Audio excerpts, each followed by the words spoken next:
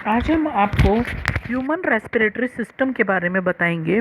तो human beings के अंदर जो एयर अंदर जाती है वो नोस्ट्रिल्स के थ्रू जाती है, और वो नोस्ट्रिल्स इस डायग्राम में आपको यहाँ पर दिखाई दे रही हैं।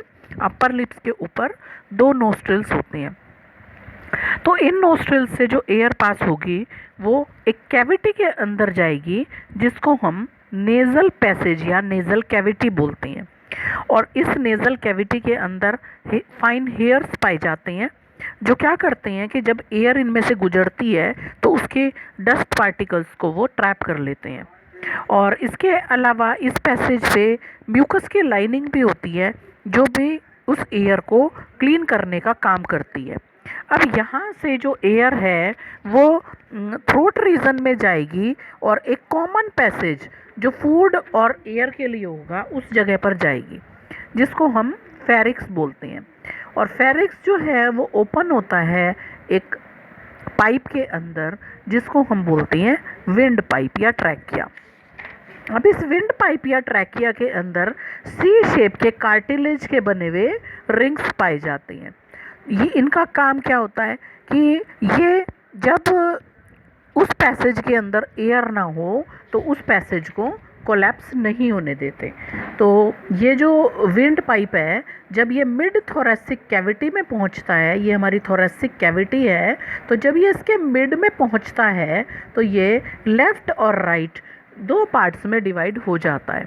ठीक है, और दो पार्ट्स में डिवाइड होने के बाद एक एक पार्ट इसका लेफ़्ट एंड राइट ब्रोंकाई वो एंटर करता है लंग्स के अंदर। अब लंग्स के अंदर एंटर जैसे इसने किया तो इसकी और ब्रांचेस बन जाती हैं, जिसको हम सेकेंडरी ब्रोंक्यूल बोलेंगे, और फिर ये फर्दर डिवाइड हो जाएगा, जिसको हम टर्शरी ब्रोंक्यूल बोलेंगे। अब टर्शरी ब्रोंक्यूल जो टर्मिनेट होता है वो सीधा सीधा टर्मिनेट ना होके एक छोटे से बैग लाइक स्ट्रक्चर के अंदर टर्मिनेट होता है, जिसको हम एल्वियोलाई बोलते हैं। अब एल्वियोलाई के अंदर बहुत ही रिचली सप्लाई होती है ब्लड कैपिलरीज की, जिससे कि वहाँ पर गैसेस के एक्सचेंज में आसानी मिलती है।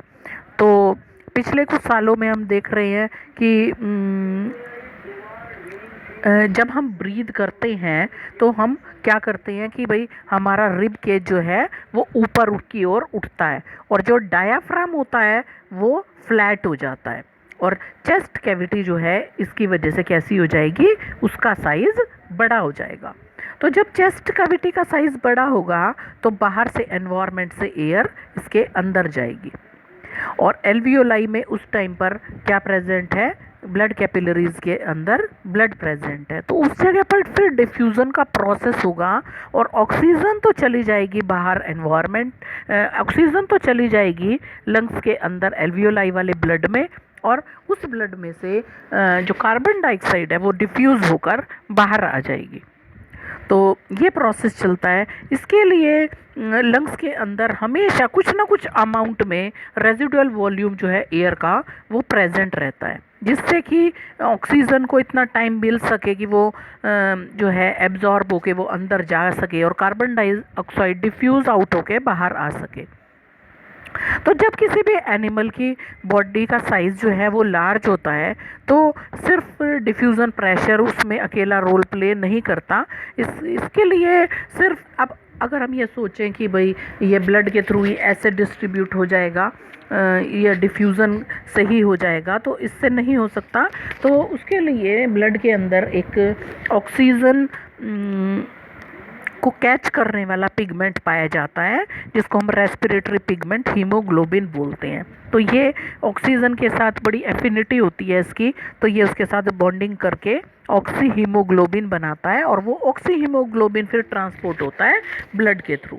ठीक है, तो ये जो पिगमेंट है हीमोग्लोबिन वो रेड ब्लड सेल्स के अंदर प्रेजेंट होता है। वैसे तो कार्बन डाइऑक्साइड की सॉल्युबिलिटी की बात करें तो वो ऑक्सीजन से ज़्यादा सॉल्युबल होती है, लेकिन वो फिर डिजॉल्व्ड स्टेट में प्लाज्मा के थ्रू उसका ट्रांसपोर्ट होता है। लेकिन ऑक्सीजन का जो मोस्ट ऑफ द ट्रांसपोर्ट है वो आरबीसी के थ्रू किसके हेल्प से होता है, हीमोग्लोबिन के साथ जुड़ के होता है। तो ये चीज़ हो गई। अगर हम एल्वियोलाई की जो सरफेस है उसको स्प्रेड आउट कर दें तो ये जो है वो 80 मीटर स्क्वायर का एरिया कवर करेगा।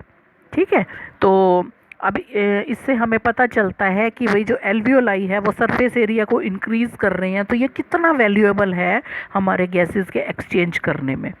और एक लंग के अंदर 750 मिलियन एल्वियोलाई प्रेजेंट होती हैं।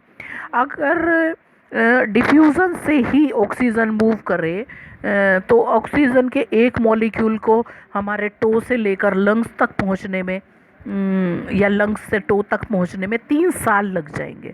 तो फिर हमें अप्रिशिएट करना चाहिए कि हमारे पास हीमोग्लोबिन होता है जो इतनी फास्ट और एफिशिएंट तरीके से ऑक्सीजन और कार्बन डाइऑक्साइड के ट्रांसपोर्ट में हमें हेल्प करता है। तो ये टॉपिक आपका रेस्पिरेशन का कंप्लीट होता है।